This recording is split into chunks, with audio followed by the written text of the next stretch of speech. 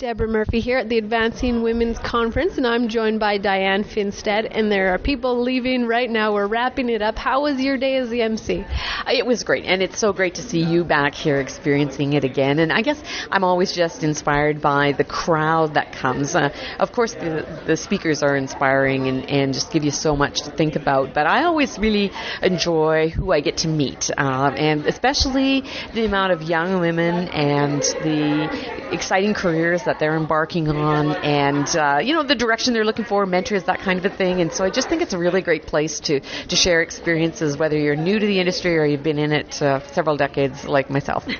You had time to actually meet people when you're emceeing the thing? Well, I guess, and it's just like being in broadcasting. People feel like they know you because they've heard you or you've been in their homes through media, and so then they come up and talk, or there's people that I've met over the years and had an interesting chat with a woman from DAP and 3 daughters who are in ag, were here taking it in and all enjoying it, and just the very interesting stories that I've run into in the hallways. And I love meeting people and hearing their stories, and this is a great place to do that. I'm sure you increased the number of people you've met and the stories you heard or gathered here too, and that's, I think, just as inspiring. It's just knowing how many other cool people there are in the industry doing a lot of really neat jobs that are all related in many different ways to agriculture. Yeah, and you see some collaborations happening here, like the Ag Women's Network trying to figure out if they should have chapters and who wants to be involved in that and that sort of thing. It's really inspiring to see that networking happen. And creative as well. I heard of some people who came out of here last year and went home and organized sort of mini ag women's conferences in their own area and got people in their own region excited and doing sort of something like this on a smaller level to reach it out to more people. And so that's really inspiring too, to think that what Iris and her team have created is going on beyond what we even have here as it grows, of course, here and in Toronto as well. So what's something that you're taking home with you from the conference? Another 3 inches worth of notes. I've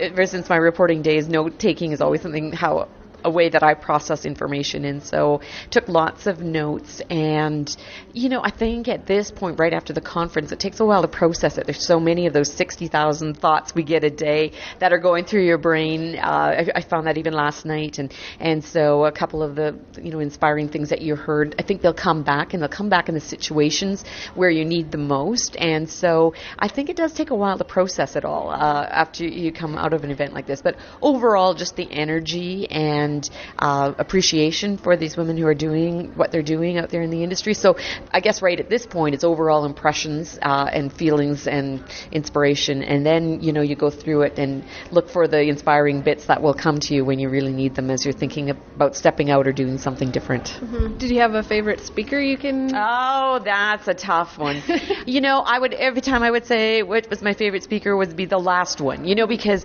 just when you thought it couldn't get any better, it did. And I think it's really neat how they were all so different and yet their messages all lined up.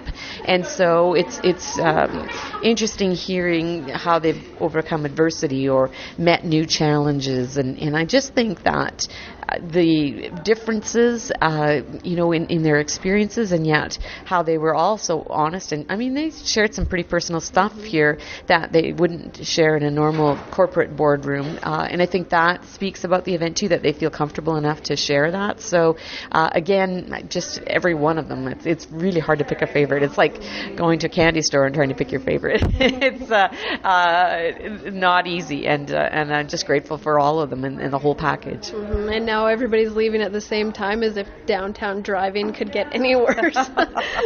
But I think we've got the skills to be able to cope with it and handle it, even if it means we can. That's right. Even if it means waiting a little bit until the traffic's over. But I think empowering was a word we heard, and maybe that is a word that you don't really know what it means, or sounds like we need posters and rah down the street. And I don't think it's that, but I think it's sort of an inner confidence and encouragement. And to me, that's what I see as empowering and what a person would feel after taking in this event. And I'm not just saying that from my own experience, but what I see and hear from the women who stop and talk to me, and they say, this has just been so great, and just gives me the confidence to go back and do what I do. And that's inspiring to me, and I know to Iris and all the people who organize it. Mm-hmm. Well, maybe we'll see you back here. Dianne, thank you so much for joining us. Always a pleasure.